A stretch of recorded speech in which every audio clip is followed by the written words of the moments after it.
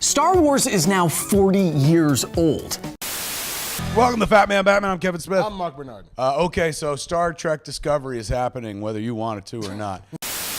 What is the sonic power Black Canary uses called in the comic book?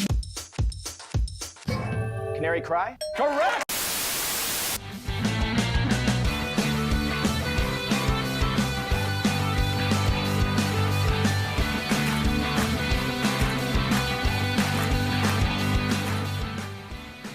This episode of the Quit Stalling Geekcast is brought to you by our promo code on Jinx.com. Save yourself 10% off of your entire shopping cart by using the promo code QuitStalling_366 at checkout. Yes! Save yourself 10% off of everything in your shopping cart, be it a pair of tracer tights or some Use the Division 2 swag. Use the promo code QuitStalling_366 at checkout and save yourself a little scratchola. You know, save yourself some money for some comic books or some coffee, or maybe even a little black tea.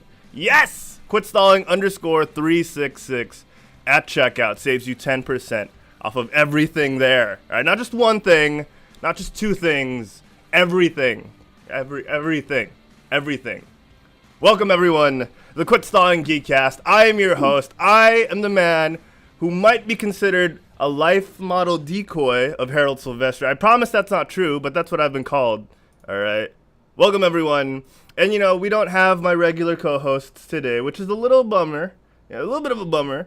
But we'll make do without them. Who needs Juancho and Derek and Jay when you've got you got me, right? Yeah, don't worry. It'll be fine. It'll be fine. Because I do have a bunch of guests today. Not just one, not just two, not just three, just like the amount of things you'll be getting discounts off on Jinx.com. We do have three people on the show with me today. Let's introduce the first two of the three. They're from Panel's Comic Book Coffee Bar. All the way from Oceanside. I'm getting that confused now. Oceanside, California. They're there right now. It's Eris and Lachelle. How you doing, guys? Hey, what's going on? Oh, man. Ah! Throwing a little pandering over there. I like it. Hey, With me, Eris. First ever. With me, Eris and Lachelle. We've also got Eris's, I'm hoping this is correct, his brother. Yeah. Yes, okay. Actually, brother's That's fine. on me that I didn't make that clear before. Oh, sorry, that's on me. But, you know, we've got Tio. How you doing, Tio? Hey, doing great. Happy to be here. Oh, I'm so glad you are. So, ladies and gentlemen, we got Eris, Lachelle, and Tio from Panel's Comic Book and Coffee. We're gonna find out all about them in just a little bit, but we want to know what they've been up to. You know, it's not enough that we know about them. Let's find out what they've been up to. And, you know, I've heard from a little bird that you guys were watching Captain Marvel recently. Is that right? That is correct. Yeah, I watched it for the second time today. Yeah. That's awesome. Okay, so second time. Come on. Truth. You gotta do it more than once. So I want to get you guys' thoughts on Captain Marvel. Tio, Eris, Lachelle, whoever wants to go first. What are your thoughts on the movie itself, real quick? Eris? You know what? I think I'll start on this one. I actually really enjoyed it. I think at the start it was a little trepidation just because the way they opened it. It's hard. Can I say spoilers at all here or just general thoughts? Yeah. Actually, that's a good point. You know what? We'll throw this up. Hold on one second. Holy spoiler alert! All right, spoil away. There you go. No, I like the way they started. It's kind of makes you really feel alienated about what's happening. I think it leaves you uncomfortable and feeling on this alien planet, just like the main character and the protagonist, Carol Danvers. So I think they did a really good job of kind of conveying the emotional stakes and the feelings of the protagonist throughout the movie.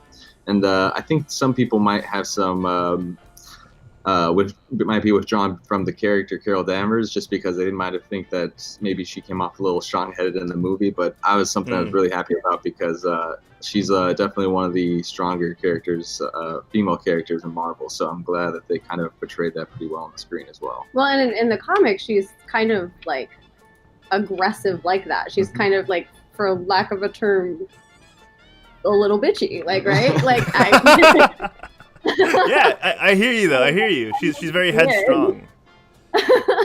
Yep, exactly. And I mean, like, she was one of the main characters in the last, like, the Marvel Civil War 2 in the comics. So, if that shows you anything, I don't want to reveal anything too much about that story and how it ends. If you like it, I would recommend checking out the book. That's true. That's true. Is it like past that time where we can actually say spoilers for Civil War 1? Can we say stuff like? Is it like it's been over a decade, right?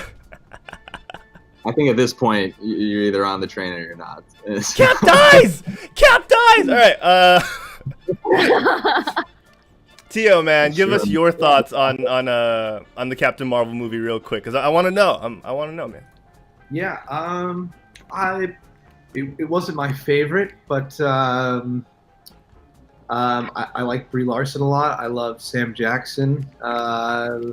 Some of the humor felt a little bit forced, but I really like what they did with the Skrulls. And so I think there's a lot of potential moving forward in the franchise, but this isn't one that I particularly go back and rewatch a whole lot. But I still enjoyed myself.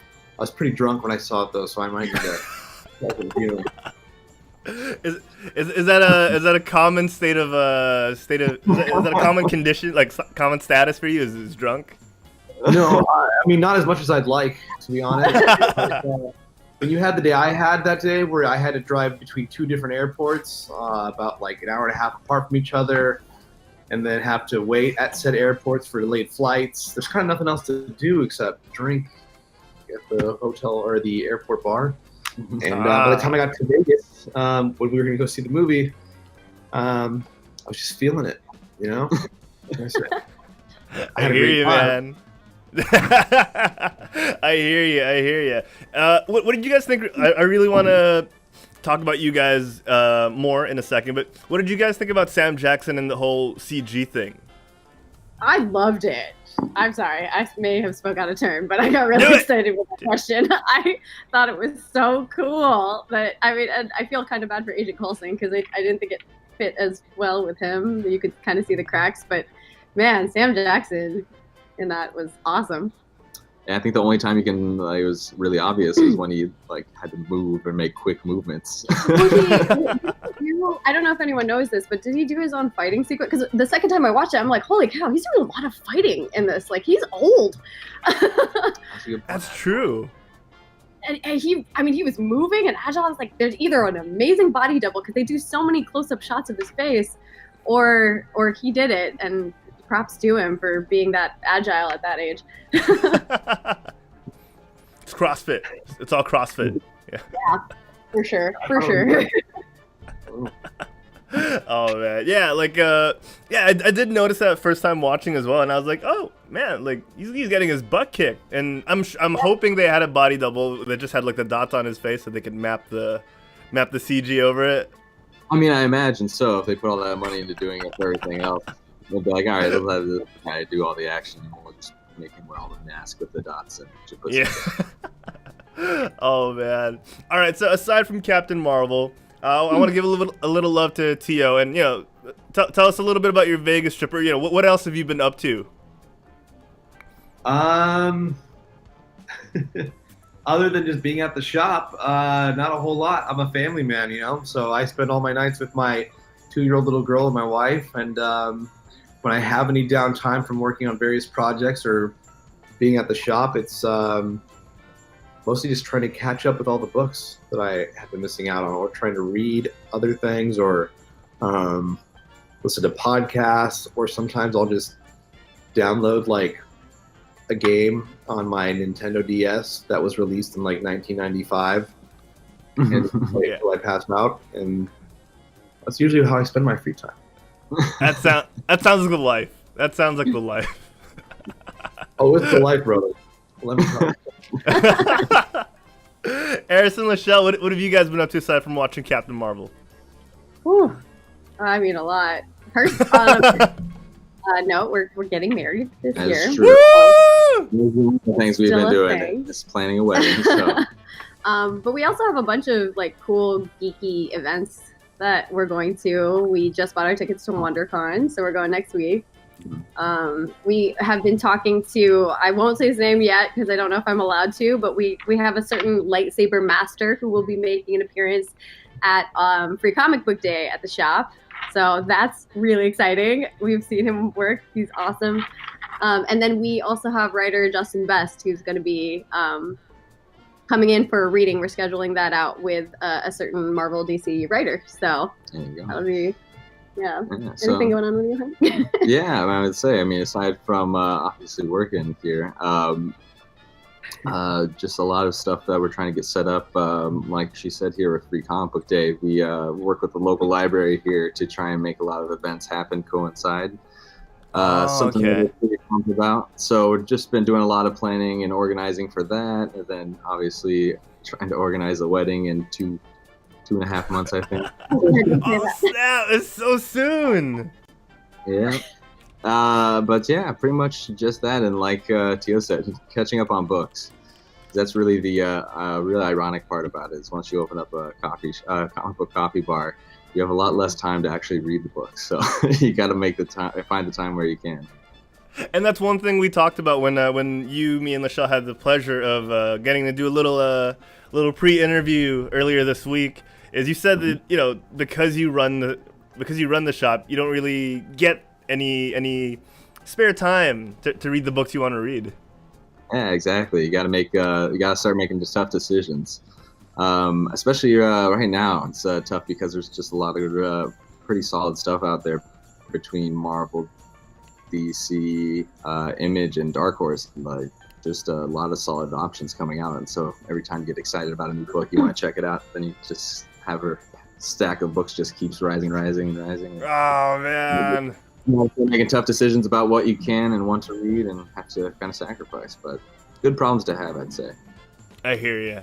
Oh man, so it's not just the average Joe that wants to get home and read comic books and just can't because he's tired from work. It's even the guys who are running your local comic book store. So give them some love, guys. If you're in the shop and you're like, oh, he's reading, give him a moment to finish his book before you interrupt him. I'm seeing some nods from Tio. He's just like, I know, man. There's just one guy that just comes up to me all the time.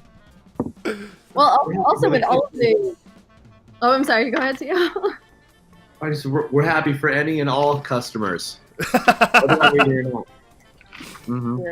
True. This is true. But with all of the books turning into shows and movies, we've got Umbrella Academy, which has been out for a while on Netflix, I believe, and then I can't even think of all the ones that they're turning. But I mean, this amazing material from into shows. It's just there's so much. Well, like all the Mark Millar stuff there. Oh, he has a whole yeah. The contract Millarverse.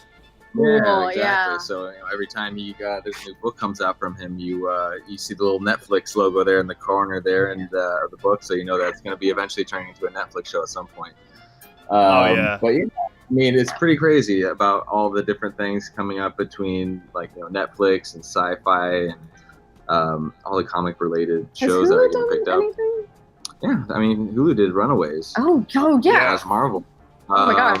I mean, they do a bunch of stuff too. Awesome. I can't think of it at the moment. But Since we're talking about Hulu, like they've picked up 4 new animated adult shows in what's his name, Howard the Duck. They got a MODOK show coming up.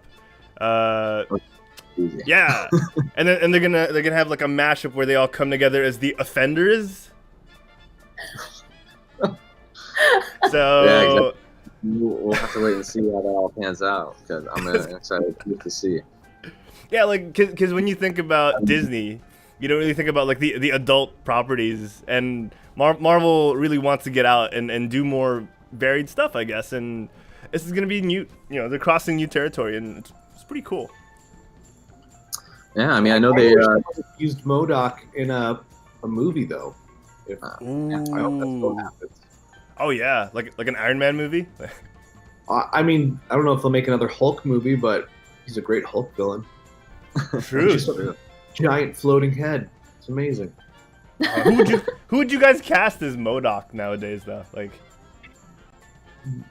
That's a tough one. Who do you cast as Jack? It has to be Honestly, a range, yeah. I think Jack Black could do a good job. oh,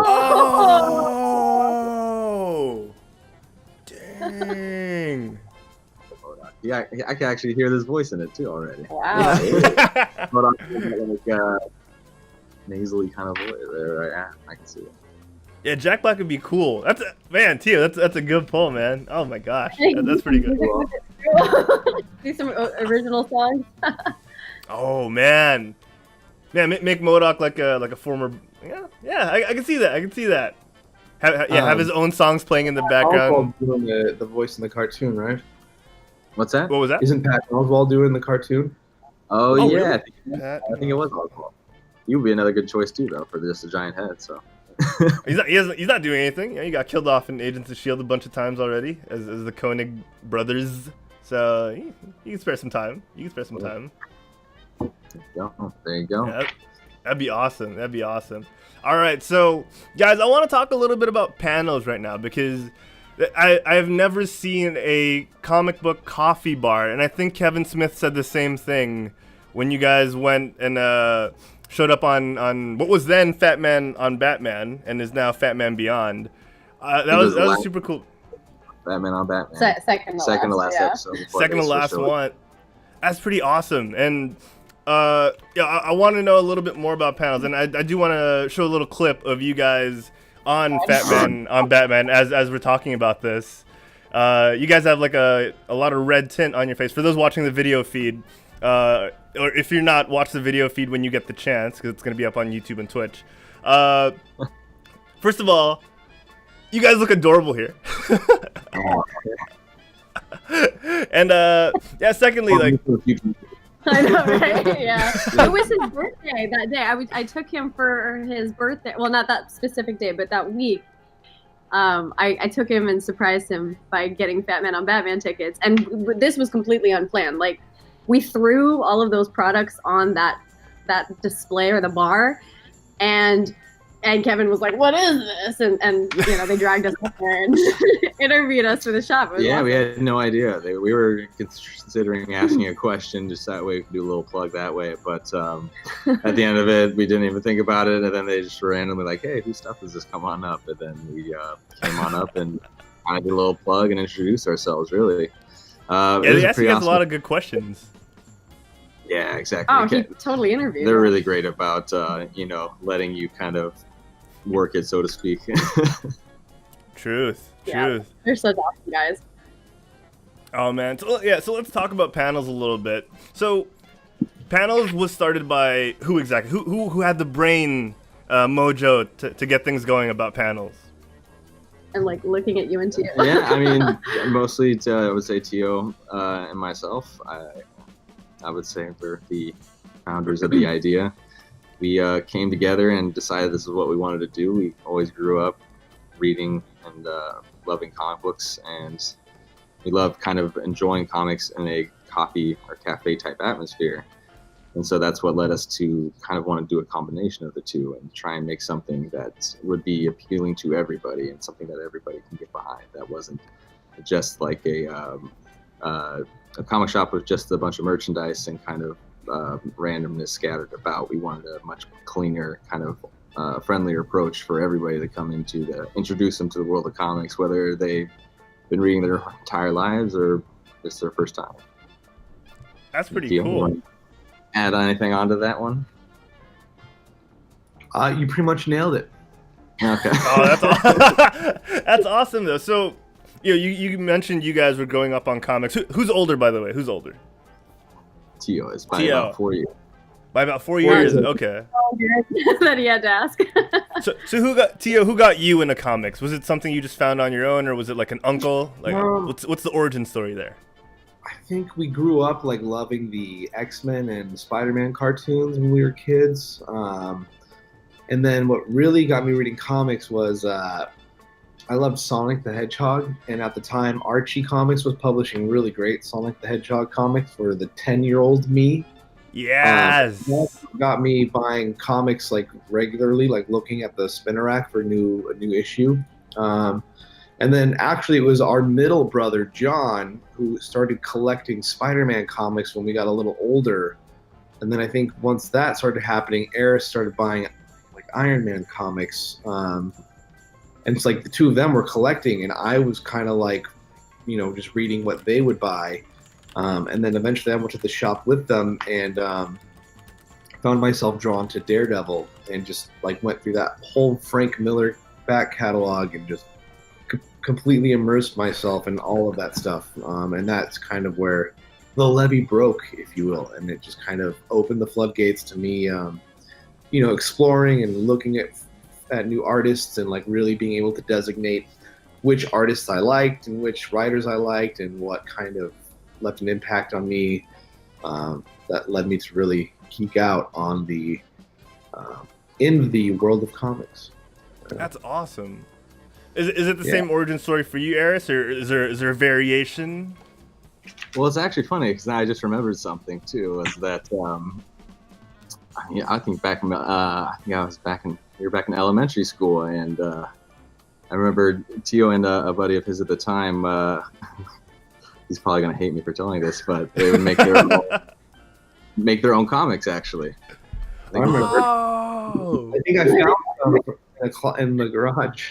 You know, yeah, we still have them. I mean, at the time there were these. Not to knock you, your elementary school at the time, but essentially they were like these kind of Dragon Ball Z kind of inspired books and stories. But I remember loving reading them and checking them out, and so every time they'd come out with a new issue of it, we'd want to check it out. And so, I mean, yeah, I think that's like some of the earliest memories I have reading any comic was actually Tio's comics.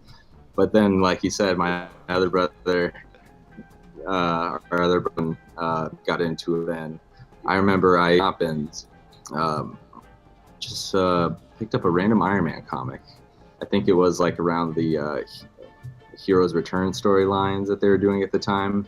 It was like back when comics were getting kind of back into their, I guess, former state, because there was a period in the 90s there where they weren't so hot in the industry, I'd say. But anyway, we picked up a random Iron Man comic at the time, and I remember really digging it. And then I just kind of started from there and just started reading Iron Man comics. And I really liked the character, just about like it wasn't this character of like, oh, this is what I always have to deal with, different villains. It was always a lot of internal struggles, which felt like a much more real character.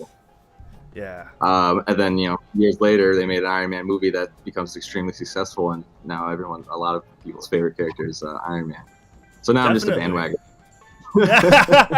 No, and it kind of like the modern adaptations kind of circle around the more recent adaptations of the heroes, because, you know, Tony Stark being a drunk, you know, the complexity was never there earlier on, because the understanding of the human condition and, you know, psychologically how drinking affects you in your life wasn't there earlier on as well, and they were able to flesh that out in the later years, like you talked about.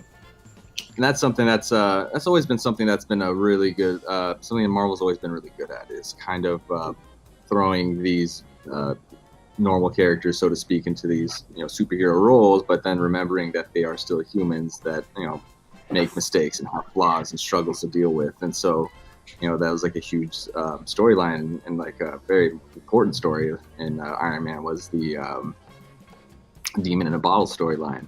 Yes. Just going over his alcoholism and how that's affecting everything in his life. But I mean, that they did that with Iron Man, and they've done that with Spider-Man. With I mean, you know, as far back as Stan Lee, when there's an issue of Spider-Man that broke the Comic Code Authority when Peter Parker's friend Harry Osborn gets addicted to pain pills, and, you know, nobody was doing that at the time in comics because of the Comic Code Authority, and that's, you know, kind of the thing that led the way to comics becoming adult stories again. Yeah, definitely, and yeah, you hit it on the head. You hit the nail on the head there with man. Like I'm just flashing back to the everyman stories of Peter Parker, and, you know, I remember. I want to bring this up real quick. I remember when they first cast Robert Downey Jr., and I was like, wait a second, that dude's got drinking problems too. This is perfect. This is You have perfect. more than drinking problems, buddy. Indeed. You don't have Uh, drinking. Now, I will say that was one thing that I guess I would criticize in Iron Man 2 was like how much they could have really done that story a little bit better. Yeah. There's a reason it's Yeah, the they least favorite of the Iron Man. Didn't really do it. Yeah. They they're- just didn't want to go past that edginess.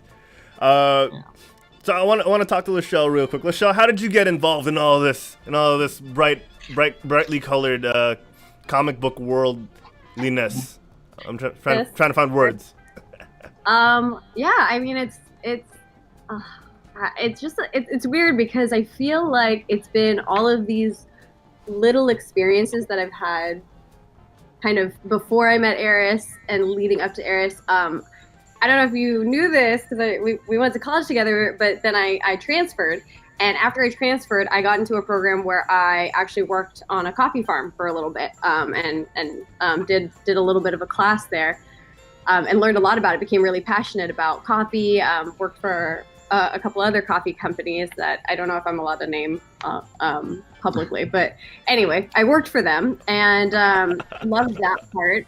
And I also loved reading. So on our very first date, Eris brings up the idea that he wants to open this comic book coffee shop. And I'm like, cool.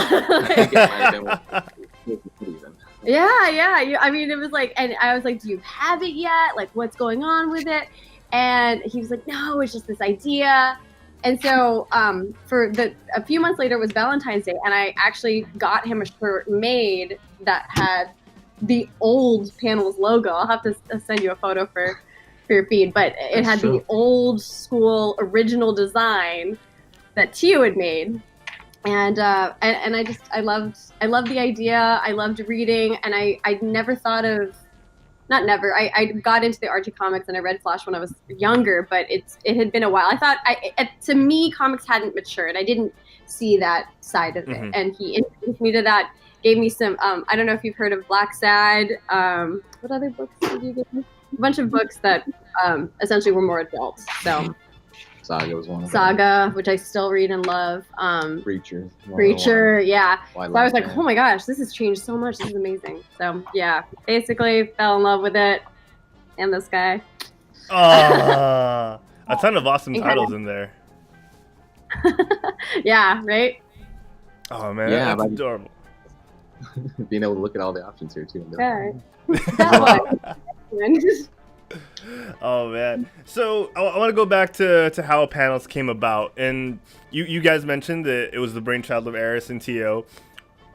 How did you guys actually get it going? You know, because a lot of people, they never translate the thought or the idea to something tangible. You know, it always ends up with, yeah man, let's start a band. Hey, and it never happens. And you guys actually got the road show going. So how did that go? How did that come about? I'd say a lot of long nights of just talking about practicalities. Eris coming from like a more economic background, and me coming from a more, I guess, conceptual background. It was kind of like this system where I would say, okay, this is what we need. And then he would say, okay, this is how much it's going to cost, and this is how we can budget that, and that's how we can make it work. And I'm the numbers one. So. Okay. That's awesome, though, the fact that you guys have that balance. Well, I mean, Eris knows how to draft a business plan. I don't know how to do any of that. So without him, like, it never would have been able to have been, like, laid out on paper in a way that would have made sense to me. Mm-hmm. And then once he showed me, you know, how everything works in like a physical, in my face sort of version, then I was able to kind of start to work with him to like get the ball moving, so to speak. And then it just came down to planning, looking for the right place, and, you know, sacrifices and making decisions. Yeah. About how many drugs to do to stay awake at night. Got to Tony Stark it up a bit to get things going. I provided the drugs. No, I'm kidding. All maintained legally through my doctor. Of course. Now you see the complete picture. Glaucoma is a thing. Yeah, I have an Adderall prescription. You guys want to see it? Let me go back. Oh man. Okay, that's awesome though. And how has the community of the area been, or how has the comic book community that's showed up at panels been to you guys so far? I'd say it's growing. Yeah, I think it's definitely always growing, but it's something that every time somebody comes in, they just, I think, love the concept and the layout of it. So people come in and have a lot of appreciation towards it. And we get a lot of positive feedback, and that helps us know when people walk in and say, "Oh, coffee and comics, my two favorite things," help us know that we weren't crazy and thinking of it like that. So it's definitely reassuring. Awesome. And yeah. Definitely awesome when people are really happy about what we're doing here, and we're always able to create new subscriptions and new readers out of people. And that's even our favorite thing, is creating people that have never touched a comic book in their life into regular comic book readers. And I do want to give a shout out to a couple of people who've really been supportive, because the community in general has been super supportive. But Matt Dunford has done a lot on his end to announce us to the San Diego community. He's one of the guys who runs San Diego Comic Fest. Quintal, who runs a podcast, which he shoots here, has been super supportive. So it's not just us. It truly isn't. It's been a lot of people who love what we've created and are running with it too, and we're super thankful to them. Yeah, even like the city library, those guys are super involved and helping, and setting people our direction and whatnot. Oh wow. I mean, the communities have been absolutely amazing, and just kind of supporting us in every which way that we didn't even expect. So it's pretty amazing. That's great. And you wouldn't be able to have an anniversary if it wasn't for a dedicated community, or at least a couple of dedicated people. And from my understanding, you guys had your first anniversary last September. Is that right? Yeah. So then we'll have our second anniversary. Yeah, probably. So yeah, like another 6 months. Oh man, okay. So how did the anniversary go? I want to find out about this, because when you guys were on that little Fat Man on Batman 4 minutes of fame deal, you guys mentioned you had live music, you had art workshops. So yeah, how did it go? Because if I listened to that and that's all I got, and then I never found out how things went. I just saw this on your Instagram, and I was like, how'd it go? I want to know more. Well, Tia, do you want to take the reins on that one? Yeah, everything we said was going to happen is what happened. We had live bands. We had people come from Little Fish comic book studio, also based out of San Diego, and they held workshops and taught folks how to craft their own page of comics storytelling. We worked with our communities. The library helped us host events and different kind of activities. We had live musicians. We had special treats that were made specifically for that day from all of our vendors and the bakers who supply us with their goods week to week. And most importantly, we had a bunch of comics that we sold. Oh, it's great. Yeah, exactly. Yeah, That's super cool. So, what's for that day itself? I want to ask, for in general, but for that day itself, what was the demographic like? Do you get a ton of kids and parents and teens, and do you reach the whole spectrum, or is there a specific kind of or is there a specific group that shows up to stuff like this that you've noticed? That's been kind of the great thing about the demographic in general. I mean, even something when we were conceptualizing a business plan is when we were conveying to people that the readers for comic books are fairly generally 50-50 men and women. Mm-hmm. And something that's hard to kind of really see until you really open and you start realizing that it is pretty split even between the two. But in terms of age too, it's it's great because there's all ages comics that kids really love and parents love getting their kids to be able to read. And then there's a lot more mature books for, people from, I would say, 16 that all the way up to their 60s to 80s can still enjoy. So yeah, we have subscribers and regular customers from all over that spectrum, from high schoolers right down the street from us, to some people that have been reading comic books their entire lives. So it's pretty. Didn't we see something where it said that the largest or the fastest growing market in comic sales is young girls? Yep. Yes. Exactly. That's awesome. Shout out to Kamala Khan. That's pretty cool. And do you guys see that in your store? Like, is that something you've seen where young girls go up to you and yeah? I do. I actually noticed it fairly recently, an increase of more young female readers. So I think it's exciting. We can help with that too. Yeah. So. Oh Yeah, man, that's awesome. There it is.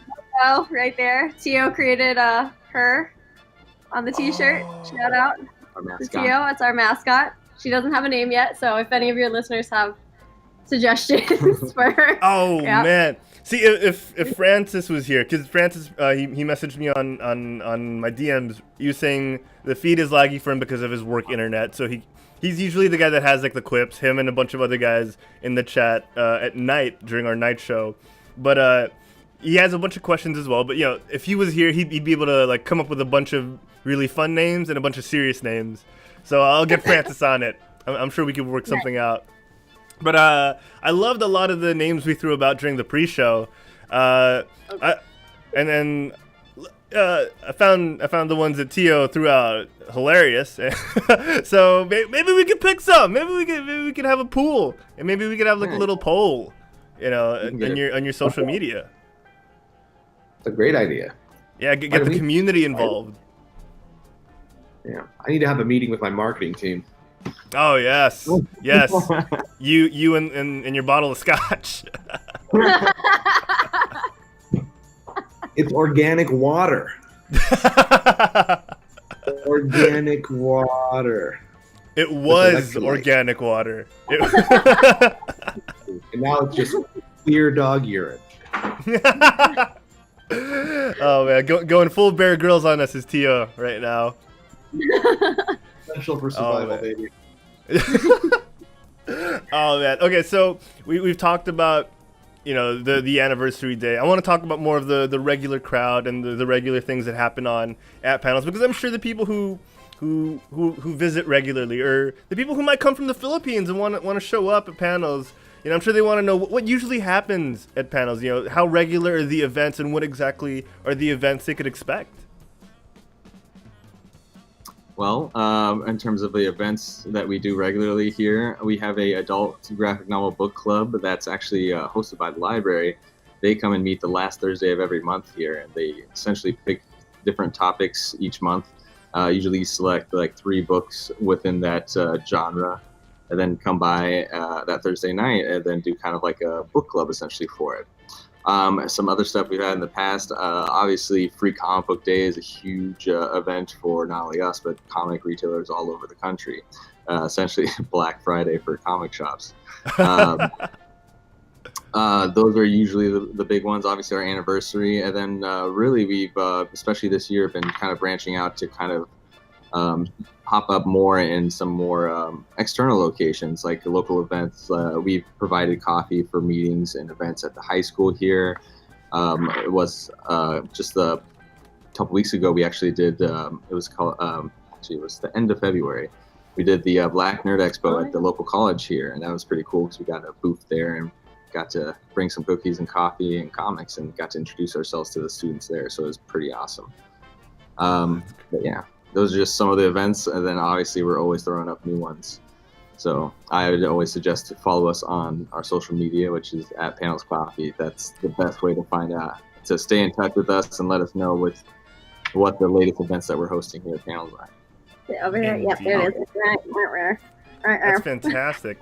And I've seen on your social media that, like a jealous girlfriend stalking her ex. I looked through your social media, and I was seeing a lot of signing events, and that really piqued my interest because here in the Philippines, you have a set amount, or not a set amount, but you have few recognized artists that have worked with Marvel and DC, and even writers.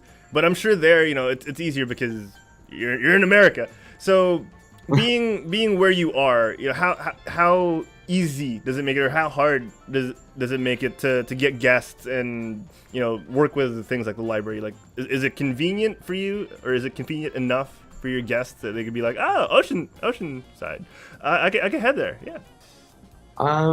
It depends on the guest, really. Like, if you have someone who lives from LA to San Diego, they're more likely to come.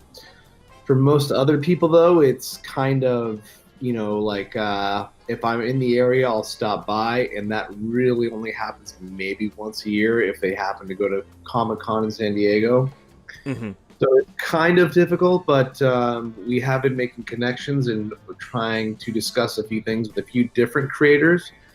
We have had a couple different creatives in there, but we're definitely working on getting more.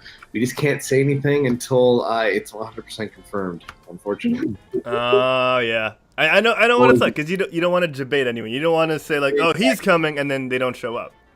Exactly. And I've been burned too many times. Start plugging before things are ready to be announced. Yeah. Yeah, and one thing that we're trying to do is, because we've already built this community, we want artists and writers and people involved with that process to feel like they have a home and a place to speak, because oftentimes the movies show the characters, doesn't necessarily always show the writer, unless you get big names like Stan Lee, obviously. So we want this to be a more open environment for them. So shout out to any writers, artists, whoever who wants to come by. Our doors are always open. At Panels Coffee. Yeah, like that's happened. Like Tio mentioned, he's been burned a couple of times. That's happened, as BMO King of Wu in our chat says. That's happened a bunch of times here at our biggest comic convention, Asia Pop Comic Con. We've had guests like Haley Atwell, Jason David Frank from the Power Rangers. They've pulled out. Yeah, they pulled out at the last minute. Like, some of them pull out like the week of, due to certain reasons, and some of them have been announced for months in advance. Some of them, they were announced as substitutes and then had to pull out as well. So it's rough. Yeah. It's rough having guests over, and I know a thing or two as well. Like this. Sometimes I promote something and then they're like, "Oh, sorry, man, I got to do this, I got to do that." So, and it's hard not to take it personally, even though you don't want to. But I know what it's like. And it's always rough, especially when you get a bunch of people excited, like you guys probably do, because you have that community around and you see them personally. Unlike me, I see them through the internet. So it's rough. Oh yeah, even Stan Lee had to pull out from coming here because of his health conditions. Right. As CC points out in the chat. So yeah, it's tough. It's tough. What was that? Oh, I said what sounds like a real pusillanimous. Oh, no! I was like, no one moved their lips. That sounded familiar, and I just flashed back to the pre-show. I was like, did someone actually say that, or am I just hearing it? Everyone needs to learn. I won't say it on the show because I don't want to offend sensitive ears, but everyone should take the time. Oh my gosh. Okay. We've mentioned the guests you've had. Signing events is things you guys have had. Who's on the bucket list for the panel signing events? Tio. I think for me, the white whale would have to be like a Brian Michael Bendis or like a Frank Miller, who I know still very rarely, but maybe might do a signing. But those are like, big hard gets, but maybe doable. Oh man. How about you, Eris in the Shell? Like, it doesn't have to be someone comic related. Like maybe you want to get a Marvel movie or DC movie actor or writer or producer or director. Who's on your bucket lists? To actually come here to the shop, right? Let's see. Yeah. I was saying, as Kevin Smith would be on. Okay, now he stole my answer. Just because he's a big influencer in the community. But I mean, in terms of that, I think Tom King would be somebody that I'd be really pumped to have be able to talk to as well, just given his background and history. Yeah. Let's see here. I mean, there's so many. I think there's so many new up and coming ones. Jason Aaron would be another awesome person to talk to. Yeah. This Manipul, All's Cove, because he's Filipino. That's right. Yeah, he's one of my favorite, probably if not my favorite Flash artist right there. Oh Yeah. man. Oh, that's Shout out. awesome. Yeah. Yeah. You hear this? How do you guys reach out to the people you want to have over? Do you hit them up on social media? Do you know a guy who knows a guy? Like, how does that work? A little bit of both, actually. Yeah. Sometimes I just reach out directly over social media, and then they will respond and say, "Oh, here, contact me via email at this address." And I was actually talking to Matt Dunford today about getting a couple of creatives in there and talking to him about what the process is. And so I guess in that instance, it would be kind of knowing a guy who knows a guy and knows how to talk to a guy sort of scenario without getting too, intimate. Oh man, sometimes you got to get a little intimate though, right? You gotta get a Anything for a buck, baby. Oh man, that's pretty cool though. Cause Sorry, go ahead. No, go ahead. No, you got. No, you got. All I'm about to say is I'm going to have to bow out in a second here because I'm on the keyboard. Oh, that's all right. Questions before I go. Okay, so I just wanted to ask, like, when you do finally get a guest, how does that work? Do they show up and you got to give them like 10 minutes to give them the rundown on things? Like, how does that happen? Usually it would be like there'd be a lot of discussion beforehand, like this is the agreed upon meeting time. If you want to show up early to like get yourself set up, that's great. We try to be as accommodating as we can. We offer free beverages for any guests, and we try and offer them lunch. Yeah. And it's just we kind of work with them and see what's best. If they want us to set up a table for them, we provide that. We usually will increase the order of any kind of books from the author or artist, just in kind of promotion to, with them coming to our store. Yeah. That's awesome. And have there been any before you go? I want to have you around for this. What's the craziest thing that's happened at a signing or an event like this? I don't know. There hasn't been really anything too crazy. Okay, that's good. good. Yeah, as far as like people stripping naked and like rubbing themselves all over the walls, that's just what you do in your own time. To is none of our business. I've seen it. Oh, really? Wait, really? Oh, I've bared witness. Let me tell you. And then do you watch down the comics? Do you watch down the comics after, like? No.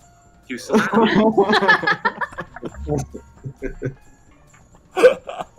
You mean yes? You smell better. I don't know what that's about.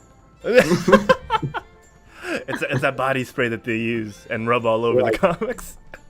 No, thankfully, so far there hasn't been anything too crazy or upsetting at any of our artist events or signings, which is a good thing because it seems like it's all the other times when things can go awry in the store. So we're grateful for that, I think. Okay, that's awesome, and that speaks to the community that you guys have, I guess, and the fact that everyone's pretty behaved. Yeah, unless you've been a drug addict for the last 30 years and are homeless, then you're more likely to cause a scene, I think. Yikes! Wow. Has that happened? I don't know. I told my grandpa to stop visiting the store. So. Oh. He just wants love, Tio. He just wants love. It gets hard to double. Question. We are in a downtown Oceanside, so that's comes with all the great and bad things that come with the downtown community. So occasional vagrants, and you just take it on a case by case basis. I hear you. Usually, I hear you. Hurt. Oh man, that's hilarious though. So the fact that you've had to deal with that is unfortunately hilarious, but you know, it happens. It happens. Live, laugh, and learn, baby. You know what I'm saying? Yes, definitely. So Tio, do you have to go now? Is now the time you gotta go, or? I can maybe hang around for 5 more minutes. That helps. Awesome. We just know you love us too much. Don't leave. leave. I do. I'm having a great time. Hopefully, you'll have me back when I won't be as dead tired and having to take care of a 2-year-old all day the next day. The life of a father. You know, it's great. It's great. It is. Oh man. Okay. Oh, what was that, Aris? I was saying I admire him because being an owner, a business owner, and a new father. I can only imagine. All Definitely right, so, not stressed at all. Oh man. Okay, so while we have Tio, I guess this is a good time to have this on. So again, I went through your social media as people do, and nothing creepy. I swear. I would hope that there would be something creepy. I'm disappointed with creepy things happening with you and my social media. Man, next show. Okay, next so time, I want to increase the creepiness, and I want to see Photoshop pictures of me and you on a beach together. We will make it happen. Those will be the promos for the next time you come on. I hope. So. We'll expect nothing less. All right, so. You know, at the end of 2018 or at the start of 2019, people started posting their top 9 on Instagram, and I wanted to ask the story behind the top 9, or if you guys have any good stories behind your top 9 photos of 2019. You know, anything ring bells, or is it just the fact that you used the right hashtags that day? Like, let's go through some of these. How about this? Hey, I don't know. I think I was just looking sexy that day. People like it. I don't know. Valentine's Day, right? That was our Valentine's Day pick. Was it? Yeah, wasn't that Love and Romance or something? Oh my. Yeah, Twisted Romance. Twisted Romance. Thank you. Were you actually reading this book, or was it all for the gram? I think no, that was definitely for the gram. That cup is empty. I'm 100% sure of that. And I think people have always really do like staff picks. People have always really liked the staff picks. Okay, that's awesome, and I love how it's a double meaning. You pick the comic book, and it's also a picture of the staff. Yeah, I got that. I got the meaning behind that. You got it. Madison Hydene's life is a lie because this is not a real photo apparently, so it's fine. It's fine. Let's see. Does often look like that. It's just not taken in photo. So we had to pose him, make him stay still for a minute. Yeah, I know. Yeah. All right. How about what's the story behind the Wakanda coffee drink? Was this like a permanent drink that you guys had, or is it just black coffee? I want to know. No, we did it in celebration of Black Panther. One of our employees, John, is a talented artist, and he just drew that up the weekend, or I don't know, was it the weekend? I think it was around the time that Black Panther came out, and I guess people liked it. I didn't even know that was that big of a hit. I can't even remember. Crazy. It was a nice drawing, though. It was a good drawing. It's a really good drawing. And then I saw this as well. You know, apparently you guys got to speak to the local youth. I'm hoping with their parents around. So what happened here? What happened here? That was an old man speaking to very young children. In a non-creepy context. Okay. They were interviewing me for their high school show. Morning show. Okay. Mm-hmm. All right. Well, let's do one last one real quick. Artist Jeremiah Gallardo. Yeah, he is a super talented artist. You should follow him on social media. He posts his progress photos, and he just shreds. It's kind of unbelievable what great work he does with colored pencils, and very little reference too. Sometimes I've noticed, like, he'll just sit there and render without any kind of real reference in front of him. So just his like knowledge of anatomy and how light works and like flesh tones work. It's super impressive. Really talented guy, a really friendly guy too. So you should follow him and check out his amazing talent. Good stuff. Can you hear my voice? I sound like a bag of rocks. Do you guys hear it? No. It sounds great. It sounds like your bedroom voice. It sounds like your bedroom voice. Yes. Smoking for 30 years, but I'm not a smoker. Oh man! All right, and one last one, I guess, while we still have you, and you got to go on local TV. Is that right? Is this? Oh yeah. I mean, it was the college network. Oh, okay. It was, the local college, Mira Costa College, right, guys? I believe so. That's right. Yes, it was their morning show. I've been on a lot of like education-based morning shows. Your target demo are the youth, apparently. I'll take it. That's awesome. So how did that interview go? It was good. It kind of felt like what I thought it would be like to be on like some weird morning talk show. Everyone was very nice. Was it like eerily nice? Was everyone too nice? No. I mean, when you bring people free coffee and pastries, they're gonna like you. Not everybody. Yeah. Not everybody, but enough people. Awesome. Actually, you know what? I have one last question. Who did the logo? It's so nice. It's so versatile. Or as an old friend of Lachelle and mine, Ignacio Pardo would say, it's versatile. It's very versatile. It's versatile. It looks great, man. And I got to give a lot of props to it, because when you sent it to me, as per my request to have on the show promo images, I was like, this is so clean. Thanks, man. That was kind of what I was trying to go for. So I'm happy it reads that way. Yeah. Definitely. I can't wait to visit and get a shirt, because it looks super please, cool. I'm sure one of these two will send one out to you, right? That's true. International shipping is expensive. We'll figure it out. Whatever. They made of money. Do you know how rich they are? Ask them. No. Crazy. They have so Heart much. and in spirit. Ridiculous. Can you FedEx that? Yes. Oh man, that's awesome. Okay, are you still sticking around, or do you need to catch some Z's?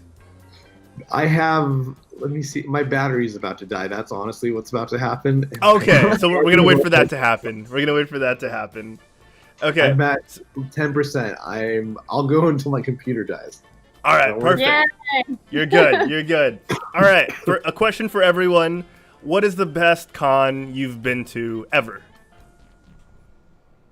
You can use the year, you can use just the specific con itself. I'd say San Diego Comic-Con between the years of like 2008 and 2009 or so was like the best times that I ever had there. For me, those are my favorite con experience. I just met a lot of like people there. Had a lot of friends who lived in San Diego, so it was like this weird mesh of like friends I made in the comic world and then like my friends that I had outside of that world coming together. And San Diego is just such a cool town and such a cool downtown environment that just a lot of fun. Awesome.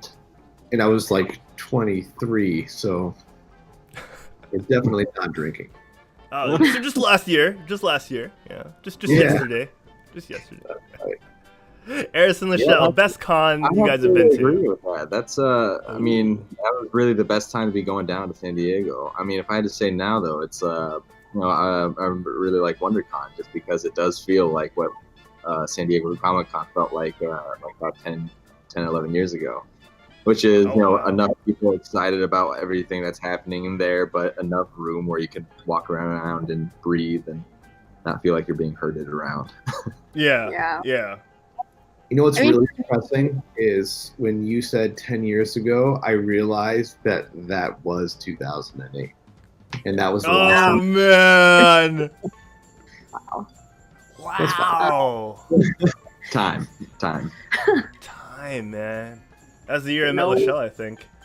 2008? Oh, yeah, you're right. Yeah, that was the end of 2008. radio show. Yeah, in 2008. Yeah. I think oh gosh, that photo. Yes. I had super long hair. I was going through a phase, guys. Don't worry about it. You did. I was going through a phase. I had about chin length hair. I think I was.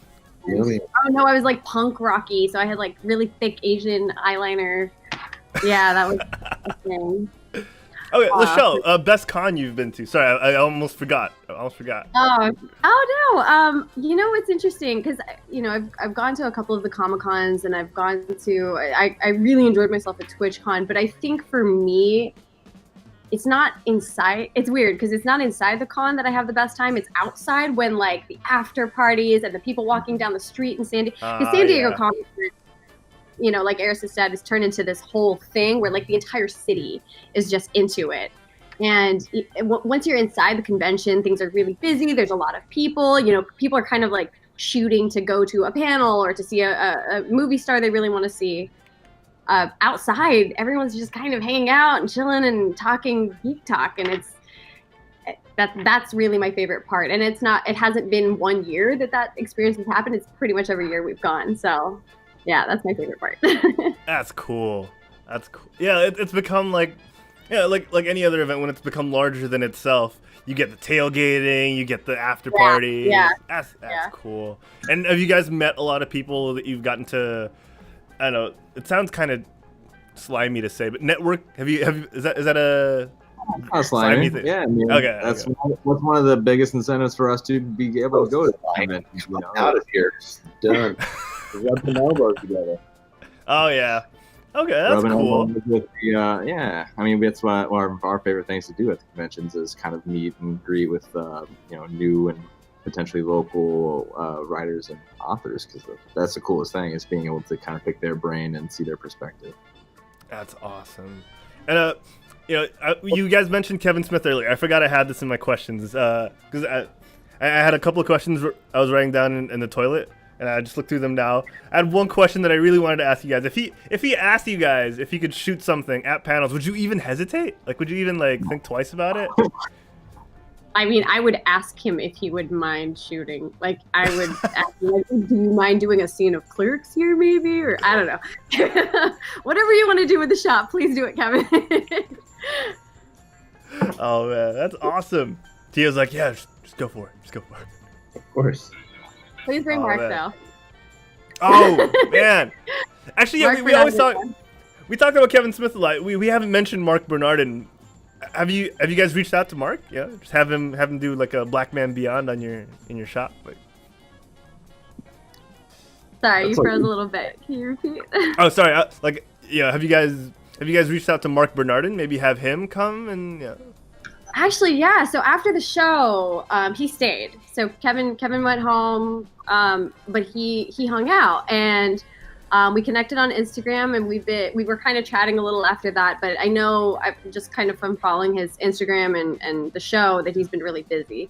So we're understanding, but I'm hoping he did give me a little inch of hope after the show, saying like, maybe I could swing by there. And I'm like, okay. I mean, maybe that freaked him out that I was like, yes.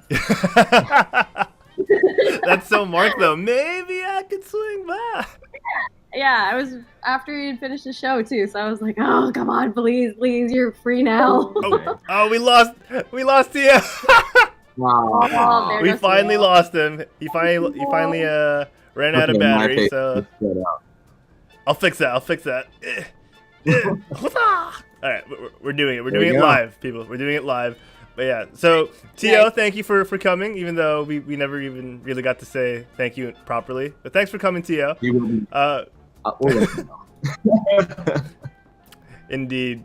So I got a couple more questions for you guys. I actually have a ton of questions, but we'll save it for next time. This won't be the last time we'll get the folks from panels over. So leave them wanting more. Yes, definitely. Okay, so I got a couple more questions for you guys. One thing is, what are your top things you want to do in the immediate future at panels? So if I was someone who wanted to go to panels and I was super excited, what might I want to look out for? Or what personally for you guys, what do you want to do? What's the stuff that you want to do soon? Let's see. think the one of the easiest things would be card games and card game tournaments. Was one thing I grew up that was geek related. I spent a lot of time reading comics and also playing card games in comic shops. So definitely something that we want to kind of get going here. But it's its own beast completely, and it's something that we have I have a lot of respect for and would love to get going here. So that's something that we were kind of having the pipelines, is getting some, MTGs, Pokemon, Yu-Gi-Oh, are the top 3 popular ones. So, and then aside from that, maybe reach out to someone, because that's one of the great things about being in Southern California is it's a pretty great community for competitive Super Smash Brothers. Dang! I was also a big Melee fan growing up, and so we actually have a GameCube in the shop here that we always have Super Smash Brothers Melee playing on it. So it's actually one of the things. If I'm here working, I always tell people that if they can beat me at the game, I'll give them a free drink on me. So definitely something that makes it a little more exciting. These poor kids, they don't know. He gives them hope. He's like, oh, I haven't seen in a while. I'm not the best. I've definitely lost a couple times See? to some real professionals out there. But I know wave dashing and the short hopping and the basic hardcore mechanics, so to speak. But no, the reason I even brought that up was definitely love to work with some of those cats on maybe getting some ladder tournaments going here in the shop on certain days. Would be pretty awesome. That'd be great. And I know some people that go to California from time to time. A lot of indie game developers from the Philippines. Maybe they could show up with their game sometime and display it. We could set something up. We've had a couple of them, actually. Yeah, we've had some people come in and display their games and their products that are we welcome anything geek related. So you've got a board game, you've got art, you've got a game. We had a team, I feel terrible for not remembering their name, we'll have to throw it in the comments, but we had a virtual reality, really cool. You would open a book and then you would use the AR on your phone. It was called the Call of Cthulhu. Yes. So it was really cool because it was a AR comic. So it was a book you would open up, you download the app of the app associated with it, and it's cool because you'd hold your phone over this comic book, and it would let you kind of you'd be able to essentially you're looking at a room, and then you move your camera to see all the details of the room. So people walking around it was like this murder mystery story here, but it was really cool because you're kind of able to play detective with the AR functionality on your phone with it. So that was something that we were able to demo here at the shop. That was pretty cool. Aside from that too, that's another cool thing about the community is that there's a VR location over here, and we were in talks at one point about having us be a waiting area for people waiting to do the actual VR game over there. So yeah, we definitely are big proponents of it, having kind of demos and people show us here at the shop. Oh yeah, on that no, sorry, I was gonna say walking into a shop and then having seeing someone walking around in VR gear. That's pretty cool. I'd want to stay. Yeah. Well, and on that note, just having kind of launch parties for these shows and movies coming out, because I don't know how you guys felt. Actually, I kind of know how you felt, but after I watched the last Avengers, the first series of this Avengers, I needed a therapy group. Desperately, and it was really hard to find one. And we kind of had something going at the shop, but yeah, it would be nice to get something more regular going so that people could come together and talk about it, because we could deal with the trauma or the joy together, depending on kind of like a sports team. Yeah, no, because the trauma of Infinity War, no matter what cinema you are, as long as people watch it for the first time, it ends and leaves you with this weird feeling of what just happened. Yeah, it's pretty awesome. I did my whole breakup after that. I was Eris was what are you doing? I'm I feel like I've been in a breakup. I had my ice cream and some happy movies on it. Thankfully it was a breakup you knew was gonna end. Was gonna be happy again at the end, because you had the next movie date in mind. So you're oh, they're not gonna end with this. There's gonna be more. You didn't know it at the time. You see that Spider-Man scene where he's I don't want to go, Mr. Stark, and you're oh no, he's gone forever. Oh man, that's traumatic. That's traumatic. The Nuncy in the chat says the trauma was real. I watched it twice. Trauma definitely happened twice. Thank you. See? Yep. Doesn't matter that you knew it was coming. It still Sure. hurt. But that's what's so awesome about it, is that if you ever read the actual Infinity Gauntlet book, that's a lot of it's so based on it. It definitely changes a lot of stuff up, but it's really cool because it keeps a lot of that same feeling.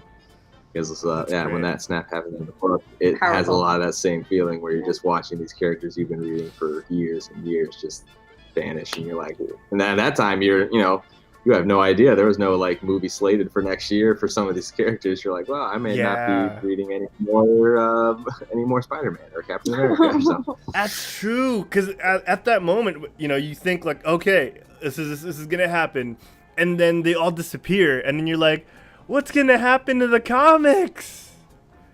Oh, I mean, granted, in comics, dying and coming back to life is the trope and the norm there. So even when something really drastic like that happens, you're like, well, they're probably gonna do something. That's true. This again. That's true, man. As a 10-year-old though, do you really know that? Do you really think that's gonna happen again? Like, oh, man. All right. To quote Captain Smith, they make me feel young again. Oh man, we got a question from Francis earlier on. He was asking Gwen, his significant other, and he like Saga a lot. He wants to know what your favorite non-Marvel and non-DC comic line are, and if you have any recommendations for them. Oh man, we could be here for hours on that one.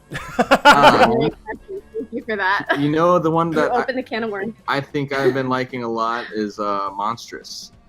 Ooh. Monstrous is a really cool book by Image. And if you're a fan at all of any kind of like Eastern like mangas or animes, and it's a really awesome book for you because it does this amazing job of kind of combining the two Western style comics and then the Eastern style animes, and so our mangas. So when you're reading it, it's just this really awesome fantasy story, and the art's just amazing. I think when we show people that book, there you go. Yep. I think when you just show people the art in that book alone, it's makes them want to read it. Aside from that, though, I would say mine, since you stole Monstrous, you just keep stealing my answers today. I'm just kidding. But I would say close to Monstrous would be Low. Saga is one of my favorites. I love the humor in it. It's phenomenal. It's one of the best romance stories I've ever read, like Romeo and Juliet specifically stories. But Low has this amazing dimension to it because it is female centered when the main character is a mother and female, which I don't feel like people really tell mom stories as much. We do a lot of we do a lot of other sister children, but like the mom kind of gets left. Like the mom's like the one who dies at the beginning of like an origin story. She's like all the emotional motivation for the hero. Exactly. And in this case, Low is not. It reverses that, and it just does some beautiful. It's basically about people underwater, way deep underwater, who are trying to, without spoiling too much, get to the surface and see if life is livable again on the surface. So that's a very, very basic version of it, but awesome pick. And as far as more recommendations, I mean, I think the first book I ever read that was outside of Marvel DC that really got me into the idea of indie books. I'm sorry, when I look over here, I'm looking at her shelf. So,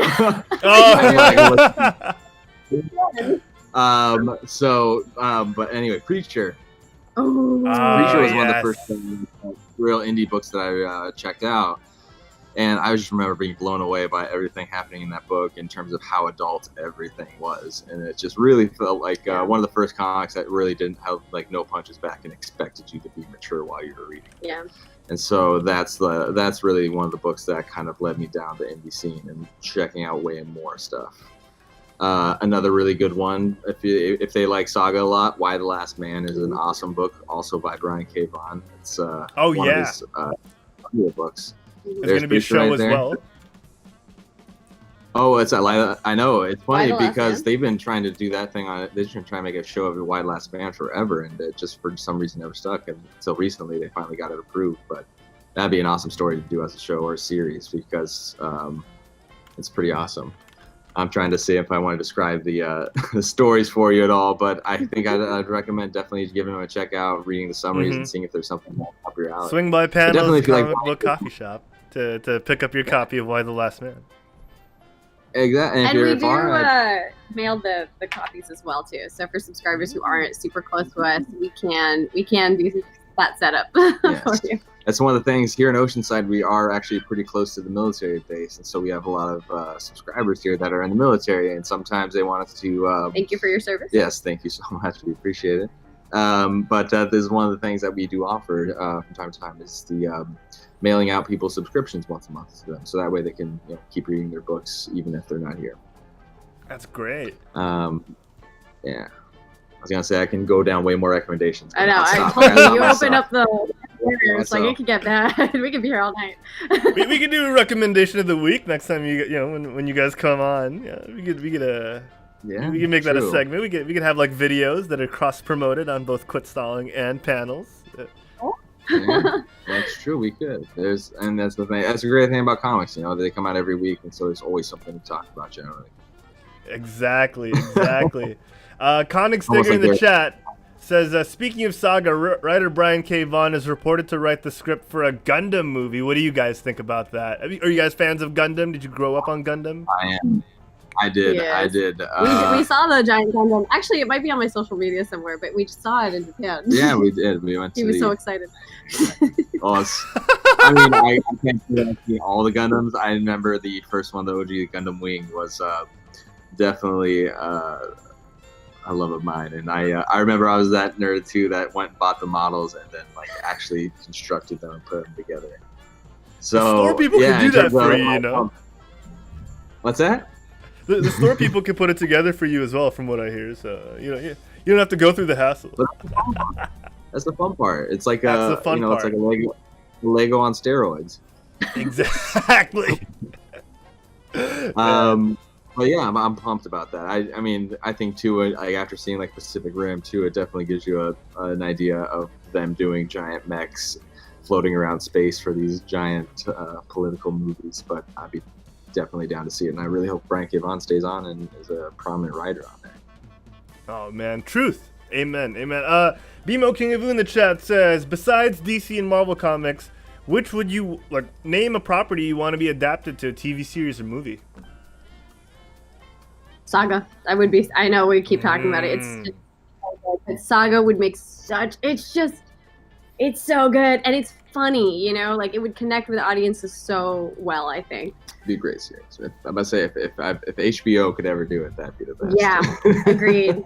With some Westworld technology. Yeah, exactly, because you need some money to really actualize a lot of that sci-fi-ness.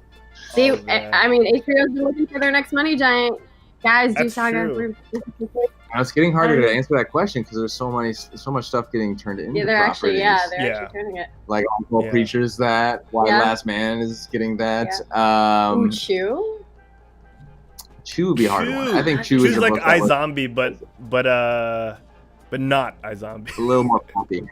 Yeah. I mean, he's great. For people who don't know, it's a story about this detective that anything he eats, tastes, he can essentially mentally trace that item or food back all the way to its origin. So when he eats a burger, he sees the life that outlived. Except for Beets is the only thing. So that's why he loves Beets. But detective.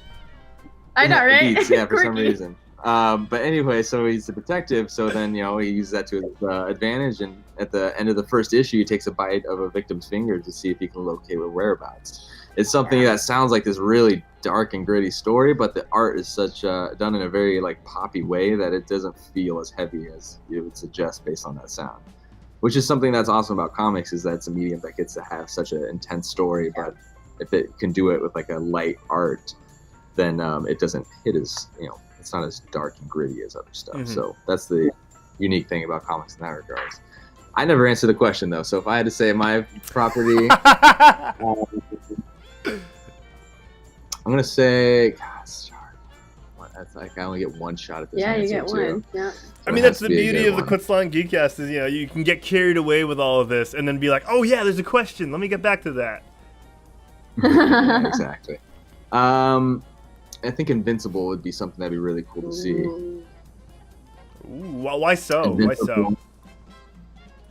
Just because in terms of the timing about, like, there's this, some may say like an oversaturation of superhero stories. And the thing that's really cool about Invincible is that it does a really unique job of telling an adult superhero story that also makes fun of all the superhero tropes. And it's interesting because it's, Beautiful art. It's amazing. It's an amazing story. I definitely recommend that to anybody that likes any kind of superhero stories. But it's also awesome because they do poke fun on the tropes of everything, and but at the same time, it's a lot more heavy hitting, and that's the thing that's kind of interesting about this story compared to other superhero stories in comics. They're not going to tell a Batman story where Alfred's going to be permanently dead forever at the end, because you got to make it keep the kind of train going. But when someone's doing a limited run of a story that has a beginning and an end, then main characters can die, and it doesn't have that trope of like, oh, they're gonna come back or something like that. So that's what's pretty awesome about it.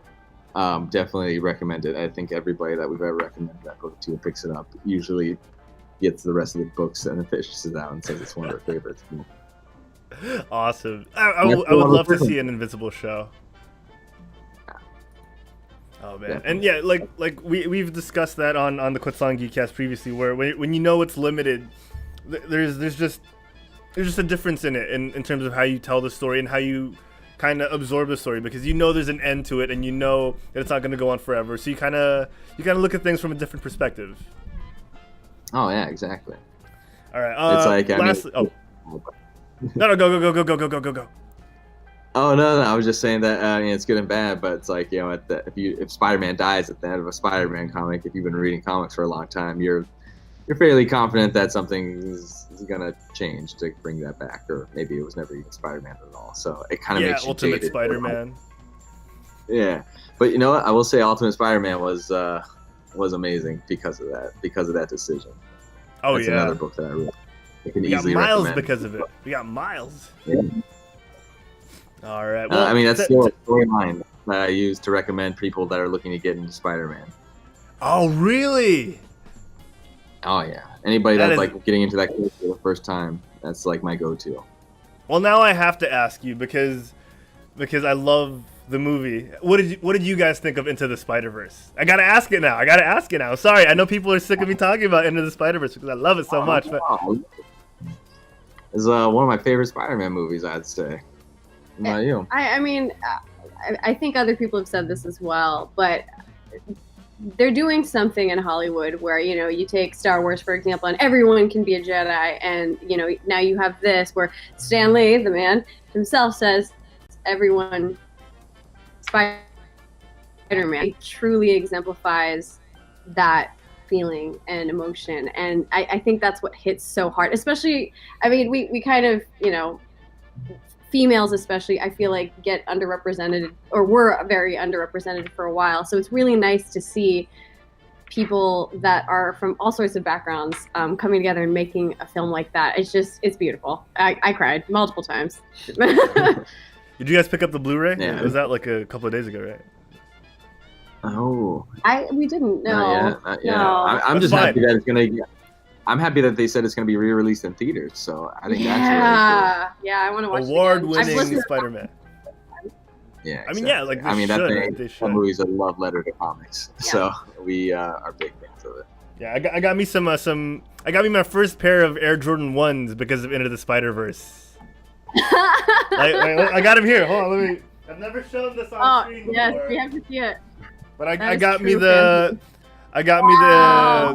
Origin Story Air Jordans. These are my first pair ever, and I kind of think it started like a bad thing for me, where now I might get more.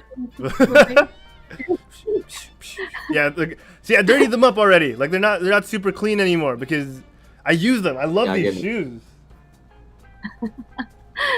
Oh man, they've been loved. That's good. They've been loved. It's an unhealthy addiction now. All right, to wrap things up, guys, from Francis once again. What comic book characters do you feel like? This is a common question, but it's the first time we're having you guys on the show, and I want to know Francis wants to know, what are the comic book characters, or what comic book characters specifically do you feel you relate to? Maybe the most, some might ask. Ooh, Ooh, that's a loaded question. man. It really I is. wish I had for that one. Jeez. All right, I'll start then. Okay. Does it have to be a superhero, or could it be anything? Time to think. Any Any comic character. character. Any character. You could be the pizza guy in the back of Wanted or something like. It's true. Let's say we can get real obscure then. I have a moment. It's hard. Ooh. I mean, it is hard to find someone with, exactly the background that you have or exactly the personality that you have, because everyone's unique. But there is a moment in comics that I completely related to Catwoman, and that was the wedding run. What was it called? Tom King's Thank one, you, the yeah. wedding special. The Tom King wedding special, yeah, where she's she and Batman are going back and forth in the comic, writing this love letter to each other. I will not spoil it because you have to read it, but just the passion that she had and the reasoning for why she was being with him the way she was being with him just really spoke to me. I loved his just the way with words that they used, that kind of back and forth, because it felt like I was her. And yeah, the way he used color in the words, it just, yeah, I definitely, Catwoman's kind of like, she's bad, but she's good, but she's bad, but she's mostly good. Like in there, she's good, but she's kind of bad. That's the whole point, Yeah, The that's road I love that part of her. can so. switch sides whenever. Yeah. Whenever the story dictates it to. It's too cool for me though. So like I'm a nerd. I feel like so I was homeschooled. Like I'm not as cool as Catwoman. I'm not that flexible. Yeah. I think for myself, it's gonna sound, I guess, cheesy, but it was also the first character I really gravitated to in comics was Iron Man. I so, knew you were gonna say that.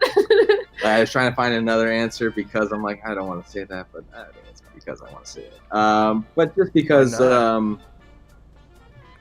I think it was interesting that it's gonna sound really arrogant, I guess, but Iron Man was always dealing with like battling his own like intelligence and being like, everything. If I do something really good that I have a good idea for the world, then somebody can take that and make it into something bad.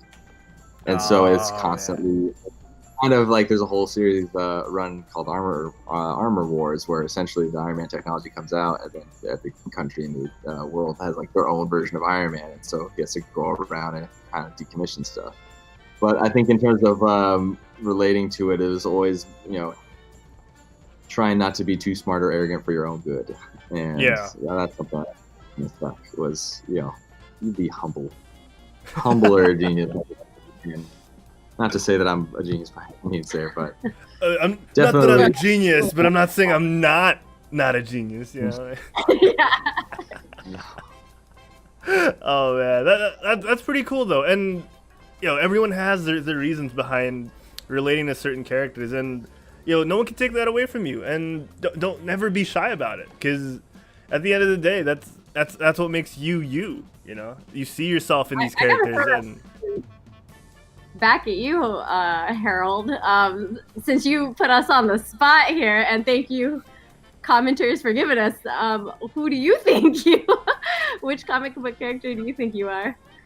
That's I admire how tough that is. That question is, because it's easy to go with an easy answer like I will, like with Peter Parker, because I love how every man he is, and that's why he's so universally beloved. And when you see, I'm gonna cheat a little bit here and throw it to Miles as well. When you see a kid of color want to take on the mantle of Peter Parker or take on the mantle of Spider-Man, because he sees that anyone could be behind that mask, which was a really amazing point from Into the Spider-Verse.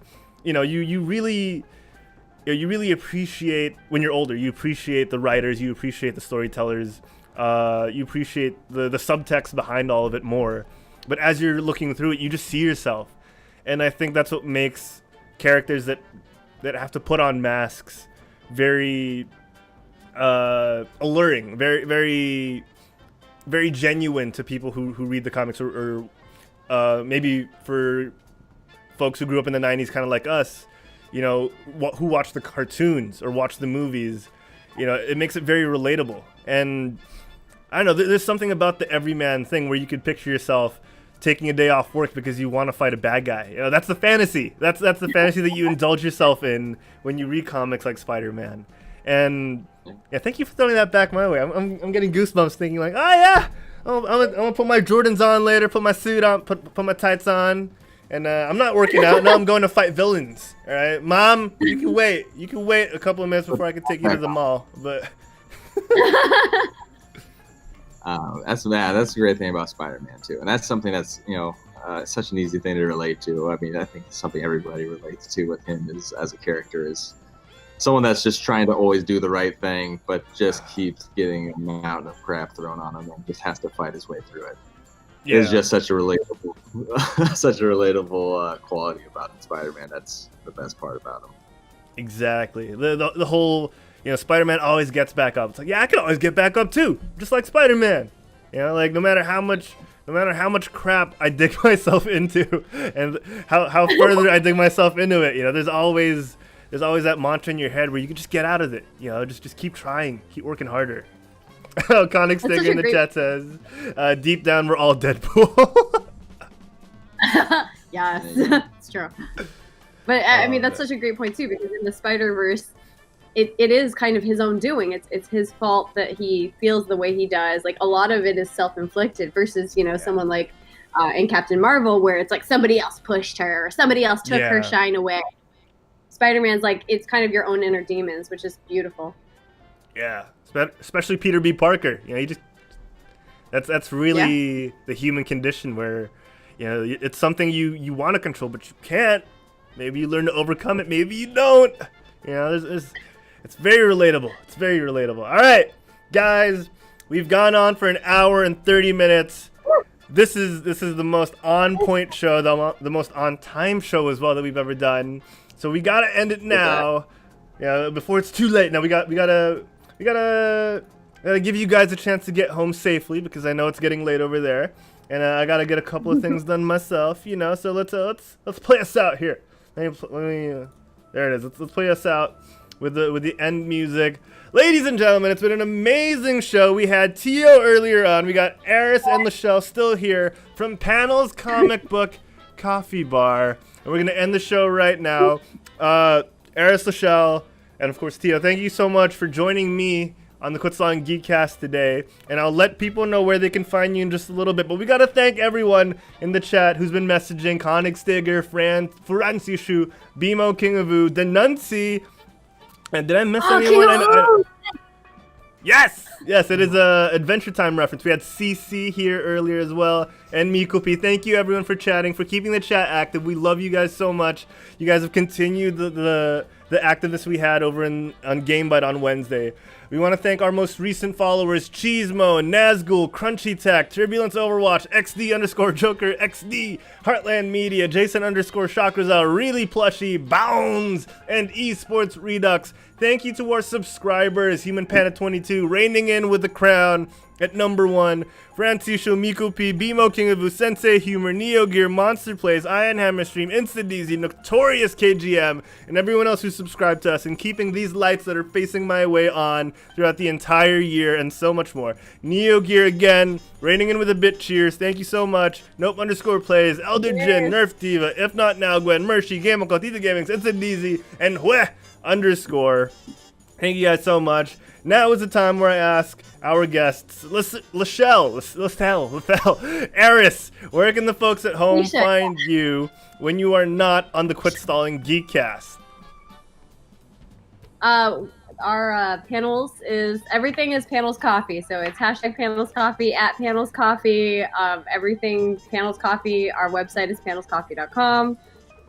You can find me at la.lavi, that's la.lavi, on Instagram. There you go. And yeah, like as she said, we find all of our work here, we do and I do here on at Panels Coffee. And we're on Instagram, Twitter, Facebook, and all that jazz. Awesome. Your website looks amazing, by the way. And all the photos you guys take, like on your Instagram and all that, it looks so good. It makes, like when Tio sent me the photos and stuff, I was like, man, I can make promos out of all of this. Yep, I'd say it's something that we're always learning to improve on too. So Yeah, thank you to both Tio and Anna. I do have to give a shout out to my sister Isha Kells, who helped with a lot of other material, aside material, helping Tio with some of that stuff you saw from Black Nerd Expo. So thanks, Sha. Love ya. Awesome stuff. Awesome stuff. All right. If you want to find more Quit Stalling stuff like the Geekcast, you can check us out on Facebook.com/QuitStallingUs, on Twitter @QuitStallingUs. We're on Instagram @QuitStalling. And of course, the videos go on demand on YouTube.com/QuitStalling. And of course, here on Twitch.tv/QuitStalling. You can find the podcast, the Quit Stalling Geekcast, on Spotify. Stream it. Stream it. And of course, you can also find it on any podcatcher out there, be it Apple Podcasts, Google Play, Stitcher, iHeartRadio, and anywhere you can get your podcasts. For Eris, Lachelle, for Tio, and of course, everyone who couldn't make it to today's show, like Derek, Juancho, and Jay, I am Harold. This has been the Quit Stalling Geekcast. We'll see you guys next week. Same bat time, same bat channel. But till then, get off your butts and quit stalling. We'll see you guys next time. Bye, everybody. Bye.